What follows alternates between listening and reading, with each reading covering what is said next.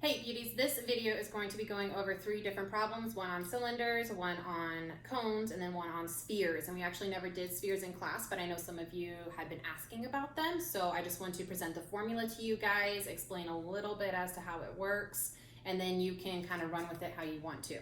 So we're gonna first start off by finding the volume of a cylinder. Now a cylinder is a circular prism.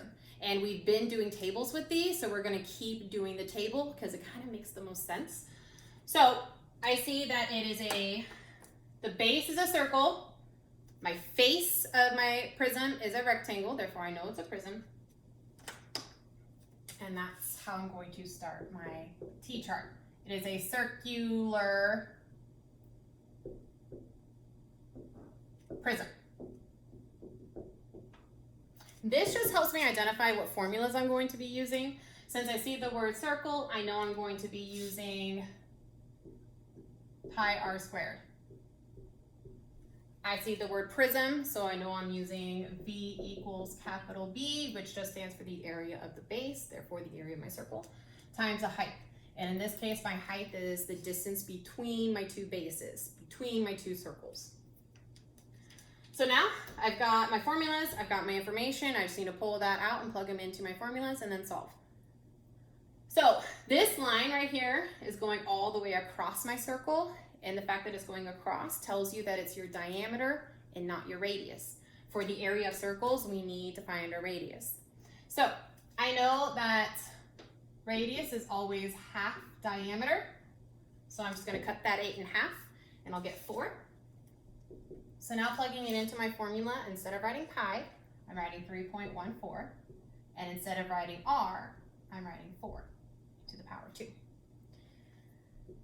You will work that out, get 3.14 times 16. And that is the number we're going to plug into our volume formula. So now I've got 50.24 times the height of my prism, which in this case is 10. When I multiply any number times 10, I am moving the decimal to the right one time. It's all about place value. So 50.24 times 10 actually comes out to 502.4, approximately. That is a rounded number because we did use 3.14 for pi and not the actual pi number. So this is not an accurate answer, but it is as close as we're gonna get. 502.4 units cubed. And now we'll do cones. All right guys, so this is a cone. And how we label cones is they are circular, because that is my base, is a circle.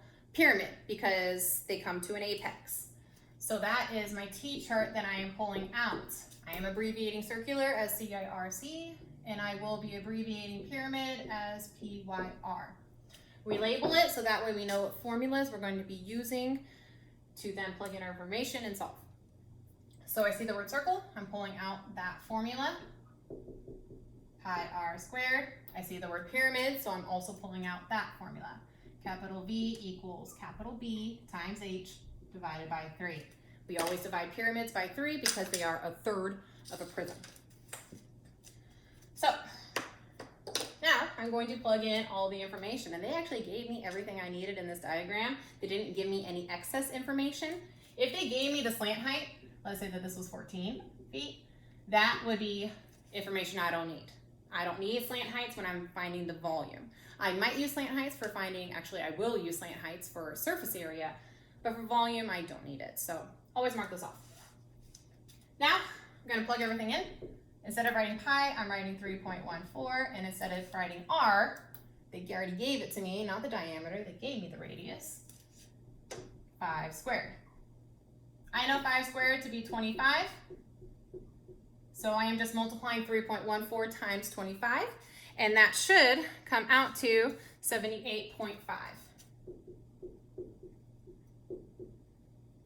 A good way to check that reasonableness is just to see what 3 times 25 is, and it should be a little more than that since 0.14 is a little more. So 3 times 25 is 75, and this is just a tad over 75, therefore my answer is good. I'm now going to plug this into my volume formula. So instead of writing capital B, I'm writing 78.5 times the height of my cone, and the height of my cone is 12, divided by 3. Once you're here, you should always have my voice in your head saying to simplify before you multiply. We can simplify this. 78.5 cut by 3 is a little more difficult than 12 cut by 3. So I am going to simplify it that way. 12 divided by 3 is 4, which to me is a lot easier than multiplying 78.5 times 12, then dividing by 3. If I can just divide by 3 first. So now all I have to do is 78.5 times 4.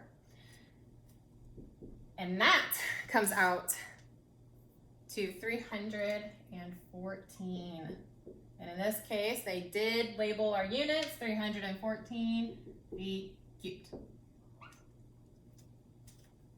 Okay, so this is going to be a very quick and rough explanation as to how we come up with the volume formula for spheres. Now the formula is 4/3 pi r cubed. I'm gonna say that again. 4/3 times pi times r to the power of 3. Now, quick explanation as to how that works. If a sphere and a cylinder have the same height, I know that the formula for the volume of a cylinder is pi r squared times the height, right? That's the volume. Spheres are actually 2/3 of a cylinder. So if I do 2/3 pi r squared h, we don't really have a height of a sphere because spheres are perfect circles. So the height of my sphere is actually just the diameter, which we know to be 2 times the radius. So if I substitute that in for h, and I simplified this formula, I would do r squared times r, which comes out to r cubed. Pull down my pi, and then 2 times 2/3 does come out to 4/3. You can always Google how we come up with the volume of a sphere, the formula for the volume of a sphere to get more detail as to how that came out or as to how that works. But for now, let's just go and practice how to find the volume of a sphere using the formula. So let's say that this sphere has a diameter of 6. So all the way across is going to be 6 centimeters.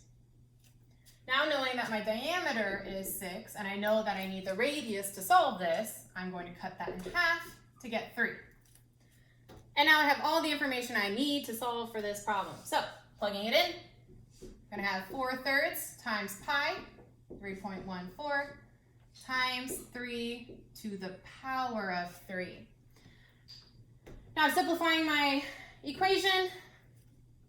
I'm going to keep 4/3 and I'm going to keep pi and do my exponents first, because according to PEMDAS, we always do exponents first. So 3 times 3 is 9, then 9 times 3 is 27.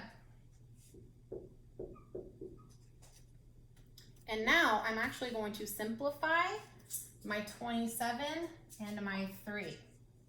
27 divided by 3 is 9. Now I'm going to multiply 9 times 4 to get 36 times 3.14. After you multiply out 36 times 3.14, you should get 113.04.